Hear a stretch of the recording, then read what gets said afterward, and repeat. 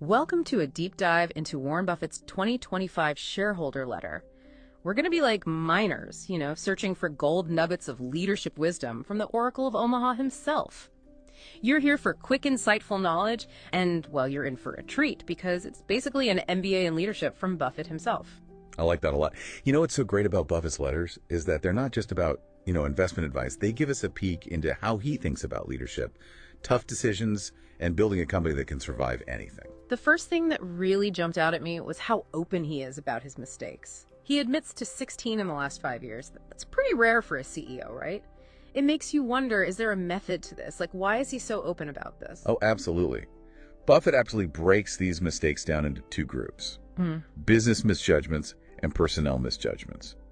And it's interesting how he talks about the personnel mistakes. He compares them to a failed marriage in terms of their emotional impact. It's not what you'd expect from a finance giant, is it? It really makes him seem more human, But what I find really fascinating is that he doesn't just dwell on the mistakes themselves, he really emphasizes fixing them quickly and decisively.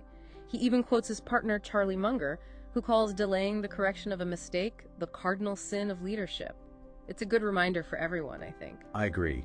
Recognizing and fixing mistakes quickly is so crucial for success. It doesn't matter if you're running a huge company or just leading a small team.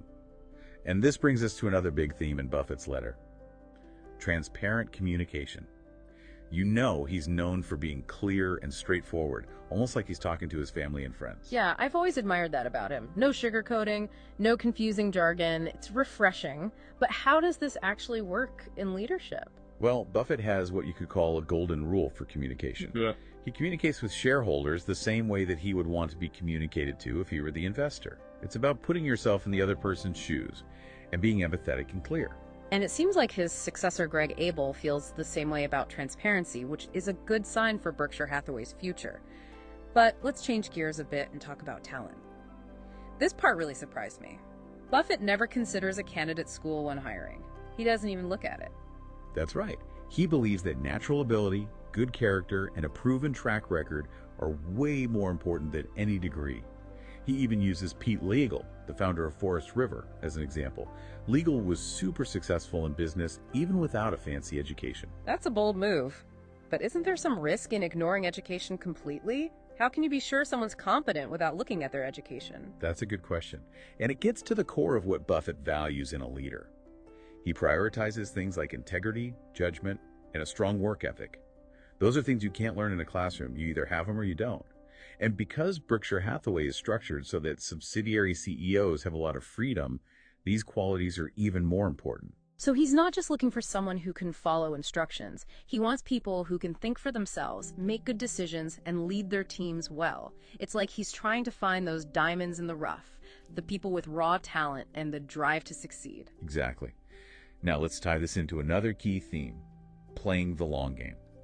Berkshire has a huge amount of cash right now, $334.2 billion. Some people might think that means Buffett is changing his strategy. That's what I was thinking. Does this mean he's done with stocks? Not at all. He's still all about stocks for the long term. He sees this giant pile of cash not as a sign of change, but as an advantage. It's like having ammunition ready to go when the perfect opportunity shows up. So what does that have to do with leadership? It shows how important patience and discipline are. Buffett's willing to wait for the right opportunity, even if it means sitting on a ton of cash for years. It's about not chasing short-term gains and focusing on building something that will last for decades. Think marathon, not a sprint. That's a great analogy, and it reminds me of something Tom Murphy told Buffett 60 years ago about how to balance praise and criticism. Praise by name, criticize by category. Ah, that's a classic. What's so good about that? Well, it lets you show appreciation for what individuals do well, while also addressing areas that need improvement without calling anyone out specifically or making people feel blamed. You got it. It's about creating a culture of accountability and constant improvement while making sure people feel respected and keeping the team's morale high.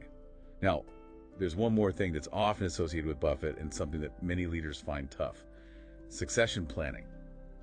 Given his age, it's on everyone's mind. It's definitely a sensitive topic, especially for a company as big and important as Berkshire Hathaway. And to his credit, Buffett is very upfront about it. He's publicly said that Greg Abel is his successor, which makes things feel more stable for both the company and its investors. It's certainly different from those companies where no one knows who's next, and it leads to all sorts of rumors and anxiety.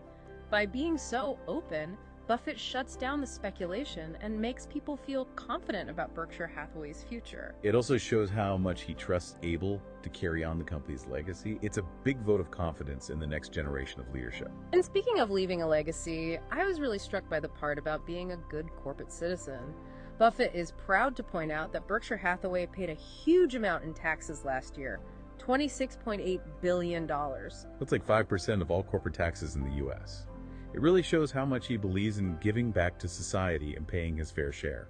It's like he's saying leadership isn't just about making as much money as possible. It's about being responsible, giving back, and making the world a better place. It's about understanding that we have a responsibility to something bigger than just ourselves. And it's something we should all think about, no matter what our job is or what industry we're in. What kind of legacy are we building? What impact are we having on the world around us? Those are important questions to consider.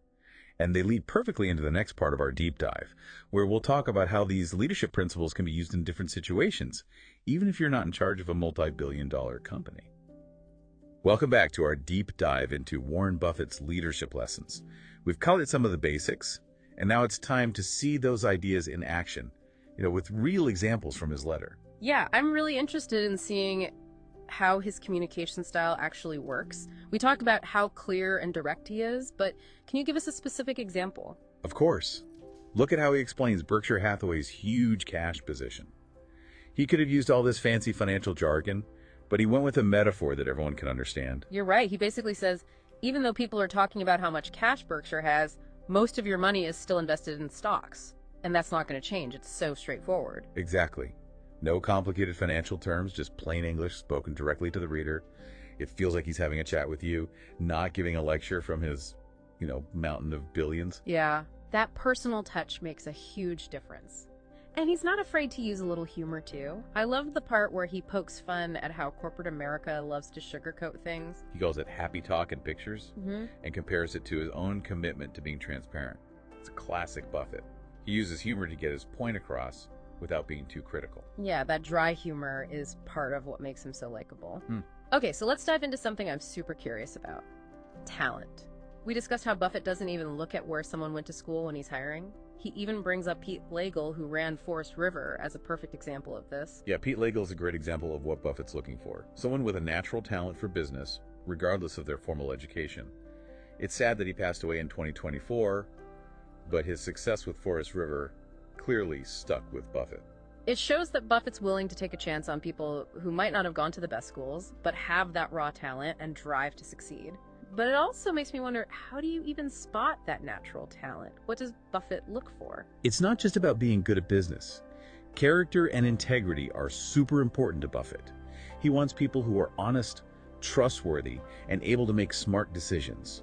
He believes those qualities are more valuable than any degree, especially with how Berkshire is structured. So he's looking for people he can trust to run their own show, making the right choices without needing someone to watch over them all the time. Right. He trusts his CEOs to do what's best for their businesses because he knows they have the same core values as him. And this brings us back to that idea of playing the long game. Buffett's famous for his long-term approach to investing, and he uses that same philosophy when it comes to leadership. And we see that reflected in Berkshire's massive cash reserves, right? He's patient, waiting for the right moment instead of jumping on every trend that comes along. Exactly. Market ups and downs or the latest fads don't faze him. He has a vision, and he sticks to it, even when everyone else is freaking out. He's like playing chess while everyone else is playing checkers. I like that. He's thinking steps ahead, planning for challenges and opportunities that might not even be on the radar yet. And this long-term thinking applies to succession planning too. He's been very open about choosing Greg Abel as his successor, which ensures a smooth transition and keeps the leadership strong. It's so different from those companies where no one knows who's next in line, leading to tons of rumors and uncertainty. Buffett eliminates all that doubt and makes people feel confident about the future of Berkshire Hathaway just by being upfront about it. It also shows that he trusts Abel to continue what he's built. It's a powerful way of showing his belief in the next generation of leaders. And speaking of leaving a legacy, I was really impressed by the section on being a good corporate citizen. Buffett is proud to tell everyone how much Berkshire Hathaway paid in taxes last year, a whopping $26.8 billion. That's about 5% of all corporate taxes paid in the US. It really emphasizes his belief in supporting society and paying what's due. It's like he's saying being a leader isn't just about raking in the money, it's also about being responsible, giving back, and making the world a better place. It's about recognizing that we have responsibilities that go beyond just ourselves. And that's something we should all think about, regardless of what our job is. Yeah. What kind of legacy are we creating? What kind of impact are we having on the world around us? Those are good questions to think about. And they transition nicely into the next part of our deep dives, where we'll explore how these leadership principles can be used in all sorts of situations, even if you're not running a massive company. Okay, so we've spent the last two parts digging into these awesome leadership lessons from Warren Buffett's 2025 shareholder letter. But now for the fun part, how can we actually use this stuff in our own lives, even if we're not running a giant company like Berkshire Hathaway? Right, that's the big question, isn't it? Yeah. But these principles, they're timeless and universal. They work for leaders at every level, from the CEO to the team leader, even to people leading families and communities. Let's start with something that seems really basic, but it's easy to forget admitting when we mess up. Buffett being so open about his own mistakes is a great reminder that we all make mistakes. We're only human. It's about changing how we think about failure. Instead of being afraid of it, we should see it as a chance to learn. If we're too scared to admit our mistakes, we miss out on chances to grow and get better. Yeah, creating that feeling of safety is so important, whether you're leading a team at work or even just raising kids. It's about making sure people feel comfortable taking risks because they know that mistakes are just part of the process. They're not the end of the world. And that connects directly to another principle we've been talking about: communication. Buffett's golden rule, communicate with others the way you'd want to be communicated to, can totally change things in any relationship. It forces us to see things from the other person's point of view and be more understanding. It's about being clear and concise, but also respectful, whether you're talking to coworkers, clients, or even your family. It's crazy how many problems you can avoid just by communicating better.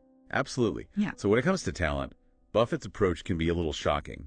He doesn't care about fancy degrees, but it makes you think about what really makes a great leader. Instead of getting hung up on degrees and titles, he's looking for those inner qualities: honesty, good judgment, a strong work ethic, those things that are hard to measure but actually make the biggest difference. It's realizing that talent can come from anywhere, and that someone's potential might not be obvious just from looking at their resume.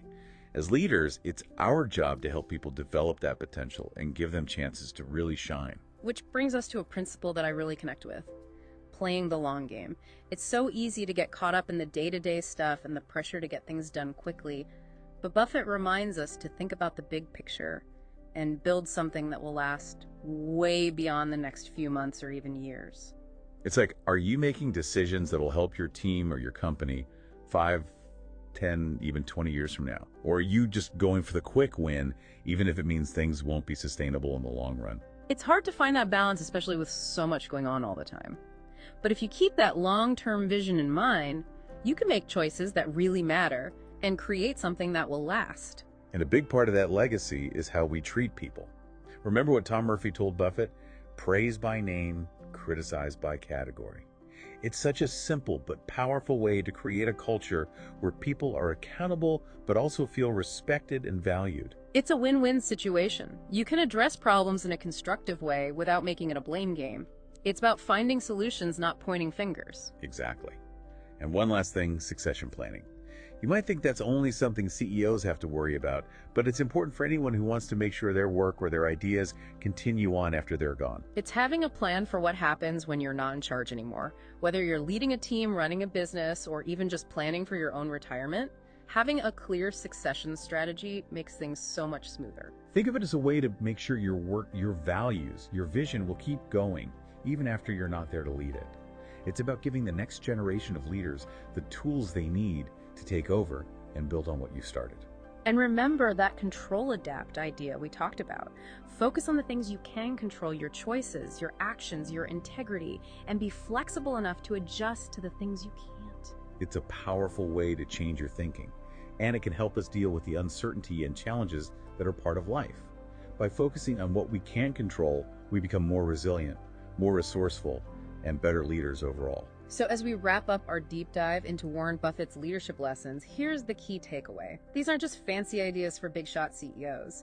They're practical things anyone can use to become a better, more effective, and more inspiring leader. It's about leading with integrity, communicating clearly, empowering your team, and making a positive impact on the world. And it all begins with one simple question. What's one leadership lesson from Warren Buffett that you'll focus on this week? Think about it, let it sink in, and watch how even small changes can make a huge difference in your life and the lives of those around you. Thanks for joining us on this deep dive.